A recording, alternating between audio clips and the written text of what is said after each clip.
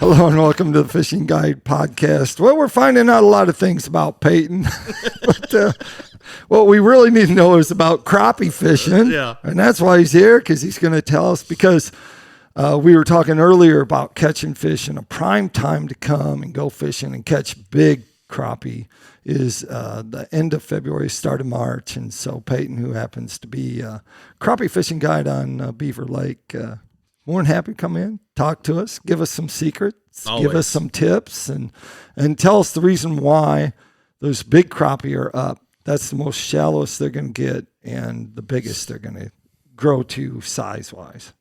Yeah, I think all the years I've been doing this, I guess it would be my opinion, Right. that the bigger crappie move up with everything else up the river arms.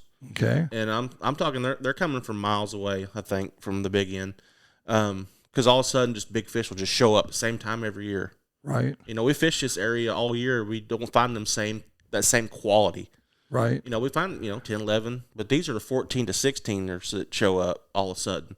Right. So we figured out to target them on guide trips. If people that don't fish a bunch, we'll spot a rig for them out in open water.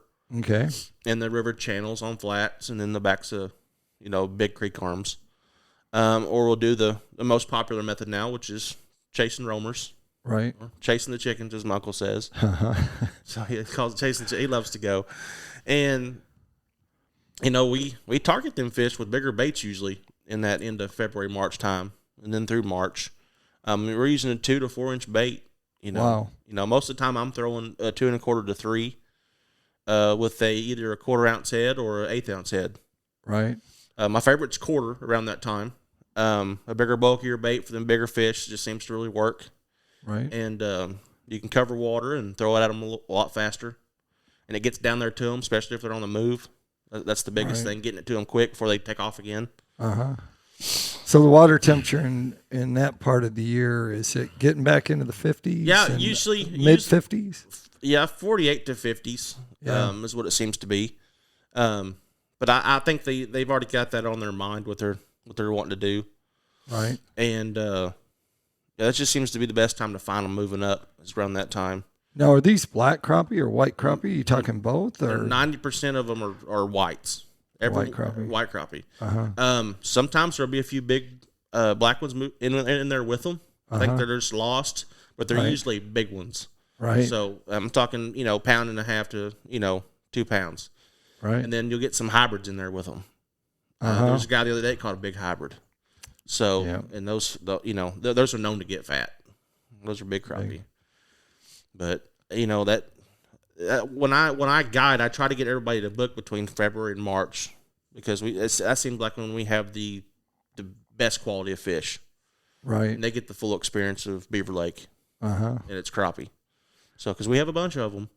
We have a lot. We have a good population of crappie, don't we? Yeah. Coming up, and also the recruitment year, since a lot of the short ones are like 9.5 inches, and 9.5 inches to 10 inches, and they seem to be right in there, don't they? Yeah. So, what does a crappie grow? Do you know how big a crappie grows every year? They say it takes 3 years for them to get to 10 inches. Right. But the biologists have found, even in the nursery pond, fish that we stocked in April, they spawned out in the nursery pond. Right. And I think when they released them in July, they had some that were already 3 inches. Right. So that's a huge growth rate without predation and food source in there. Right. But that's extraordinary. I think the healthier your water, the faster they'll grow. Yeah. With our warm winters like we're having, them fish are growing. Yeah, so far. Yeah. We've had a warm winter. Yeah, it's coming. There's less water in the lake, and so it should be easier for it to actually freeze over if there's less water compared to probably more water. So that's going to I don't know if that's a fact. It might be a shad kill then. You've seen it more than I have over the years, so. Yeah, we live right on the shoreline right here. We could just take our long poles, our 18-footers, and almost get our B&M long rods. There's been years when I could have caught fish with the new B&M Black Diamond. Oh, for sure. I could have flipped out there and caught me one. Get out there 30, 40 feet, no problem. I just stick my American fish tree light. There you go. right there. That'll do it. Put it out If there. it freezes, you probably drill a hole. Yeah. So so catching them, what's kind of the key areas that you're looking for if you're spider rigging compared to if you're out there just scoping them? Because there's got to be a difference, because spider rigging, you're really not moving at a fast pace. What's the speed that you're trying to keep your boat at? Oh, like 0.3 mostly, Yeah. or less. Some guys like to go really slow. I'm more of a speed fisherman, so I like to go a little bit faster. Right. And, when I don't like my baits being steady. I like them kind of moving just a little bit. So, and it seems that way with some of these crappie. They want to follow it before they hit it. Right. So I like to keep my stuff moving. That's still pretty slow. It's So still you're not slow. really moving from area to area when you're spider rigging. You're usually picking an area and kind of picking it apart, right? I'm picking it apart. I'm trying to point my boat in the wind. It all depends on the wind and what them fish are doing. Because, you could go 300 yards and these fish over here are biting better than these fish over here. Right. So, it just kind of depends where they're at and how their feeding activity is in the wind. And if you're spider rigging that time of year, are you looking at brush or laydowns? Are you looking at just open water fish that are roaming? Open water and brush piles. I like to take them over brush piles. But there's some times that we find fish in 60 foot of water, 2 foot deep, Right. roaming. So it just shocks people's mind that they're out there in the boat channel. So when you're spider rigging, tell us your setup. What do you got? What do you got for rods and reels and lures I use the or minnows? B&M Bucks Graphite jig pole, which are 16 foot long. Uh-huh. I have a ½ ounce weight in between two baits. My top bait will be a number 2 minnow hook. Uh-huh. And then I'll have my weight in the middle, about 12 inches down. And at the bottom, I'll have a jig head at the bottom, 16th ounce, with a plastic bait. I like to use the minnow minders from Bobby Garland. Uh-huh. And then I'll tip that with a minnow and the top hook with a minnow. So that way, when I'm pushing that bait through the water, that crappie can come up. And most of the time, they'll come up and they'll look at that bottom bait. They'll either eat that or they'll jump up real quick and get the minnow. And sometimes, if you're going through a school, you'll have 2 at a time. Right. So you'll have 2 that hit each bait. But I think the color different. I'll have different colors on there. If they seem like they want a certain color, I'll change them all out, and they'll all be the same color. Right. So, are you making those rigs yourself? Yeah, I do. Oh yeah. Yep. So you sit around and make those? Yeah, sit around and make them. It's like, we'll have some cold days. Right. 7 degrees outside. It'd be perfect for that. Can't do nothing else. Yeah, I make them with 8-pound tests. 8-pound test. Yep. I use 8-pound test on my spider rigging. Okay. So that's your setup, and if you were to be fishing, most of the time you're going to be fishing in the river arms. Then yes, you won't go much past Horseshoe Bend, right? No, not usually. No, right. You can go into Montanay and find some roamers at a certain time, but usually all the fish are moved up, probably from Nelson's Holler all the way up the river arms. Right. And so for roamers, what's going to be your setup? What's going to be your rig? Rod, lure? I like to use, I have several in the boat. I look like a bass fisherman during the roamer time. Right. I'll have 18-footer from B&M, the Black Diamond. I'll have the 14-footer, the 75th series casting rod if you want to throw at them real quick. That's a fun way to catch them. And I'll even have my sharpshooter 6 in there. So, because it's a light pole and I can get a little faster with it. It'll have a 6-pound test on it. So each pole will have anywhere from 6 to 10-pound test on it. Right. So it just kind of depends on the day and how they're reacting. Because usually, if they're reacting kind of skittish, I'll have to downgrade and use my 75th series and put a 16th ounce jig head on it with a little baby shad and then a little split shot above it. Just to twink it out there and, just to try to get a little bit of lighter action. So it just kind of depends on how they react. But have an arsenal in the boat. It sounds like an arsenal. Yeah. So, I've got everything with me for how they're going to react that day. Right. Then some days you're chunking lead at them with a big old bait, and it's just different from the next. And they're just swallowing it. So, So, just like it.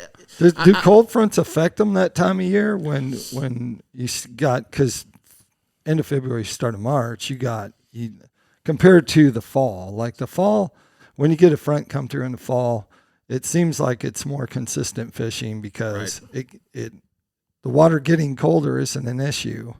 You want the water to get colder when you're leaving that summer period, but in that time of year when, let's say, you get a cold front come through, how does that affect those? Probably not as much spider rigging because you're using live bait, right? Yeah. But I mean, but for scoping them.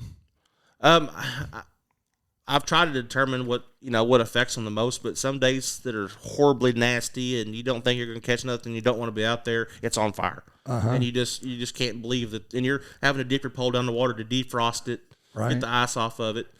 And then some days it'll be sunny and beautiful and you can't get them to bite. Right. So it's amazing. I don't like sunny, beautiful days. Those are good days for people to take boat rides. Yeah, no, it's the nastier the day is what I like, even for the dock shooting that I like to do it. The nastier, the better. Right. So I don't know. I think it's just I'm not going to sit here and go, I'm not going today. They're not going to bite because like right now we catch them. Right. So, I know we catch them right now. So I that myth's debunked for me.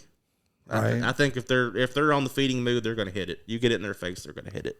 Well, what tips would you give someone that's going to go fishing that time of year? Is there a color of lure they should use, or is it a size thing more?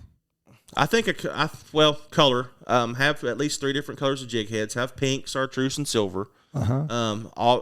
You cannot go wrong on this lake with a monkey milk colored bait or a salt and pepper, or whatever they want to call it, or a chartreuse or a shad pattern. I mean, I won't leave the house without those 3. Right. I mean, you don't have to get crazy expensive with stuff. I mean, if they're not going to bite one of those 3 colors, then it's just a tough day then. Right. So, I mean, that's just how it is. Them fish out there in the open, they seem to be more opportunistic, whatever, how you want to say that. That's it? Yeah. If you get it in their face, they'll eat it. So. Right. And also when you're sniping them, you don't let the bait get under them, huh? No. I don't know what it is. Sometimes they're lazy. Right. Like I'll throw out there to them and I'll bring it by them too fast, and you'll see them kind of turn up and they're like, oh, never mind. I don't want to chase it. And then, you'll throw it and it'll go under them, and, they'll kind of spook a little bit, but they don't typically want to go down on it. Right. I've seen them do it. They have went down on it. But it seems like when they do, you just bring it back up a little bit and they'll go ahead and hit it. But you usually want to keep it right above their head, bring it to them, right through them real slow. Or sometimes you just, with the longer rods, you just hold it right above their head. Right. And let them come up to it and nose it. I call it bird dogging. Oh, he's bird dogging. He's bird dogging. Right. And sometimes you just take that line, just give it just a little bit of pull, just to move that bait up just a little bit, and he'll go ahead and hammer it. So, what do you think about those crappie that, say you're out there and you're sniping them and you're going along, and the crappie comes from underneath your boat and he's swimming and going that way? Have you caught any of those? I've caught them at the trolling motor. I've seen them follow the bait up to the trolling motor, and either they'll see me first and spook, or they'll go ahead and grab it. Right. So, I mean, these fish have completely changed the way I think about them. Right. With the way these new fishing methods that we're using. I never knew they were out there like that. We spider rigged them, but I didn't know they'd be a foot deep in 60 foot of water. Exactly. So, and that they'd come all the way to the troll motor to eat it. In the spring, we also have to deal with water. Like right now, we haven't had a lot of water coming into the lake, and last 5 years roughly, we've had high muddy water, logs, and everything going down. This year might not happen. Maybe, possibly. I wouldn't bet on it. Mother Nature always fills up what it takes away. So, what are they to do what are they going to do if the water's muddy? Say like muddy, not stained, because stained is good, right? Stained and muddy, but with mud, I give the 2 days. The 2 days to calm down. When it's first mixing, they're going to be lethargic. They're not going to want to really hit because they're trying to adjust. But 2 days after that, they should be stabilized, and then use some of your either darker or brighter colors, your pinks and your whites is what I use, or purple.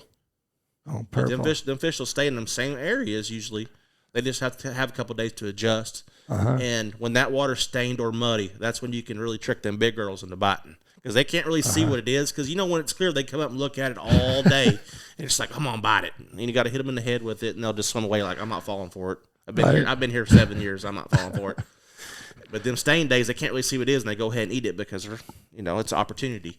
Right. So I like the muddy when it gets muddy. But not silty, not when there's the grain, like you can almost see the dirt sticking to your boat and stuff. No, ain't nobody like that. But I think after a couple of days they adjust. Couple days. Yeah, because I know a couple years ago when it flooded real bad, there was nobody out here because it was so muddy, and it was the best time I've ever had. So have it to yourself, and they're all big ones. And we would have ran into each other. You can't even see them in your live well because it's so muddy in the live well. That's pretty muddy. Yeah.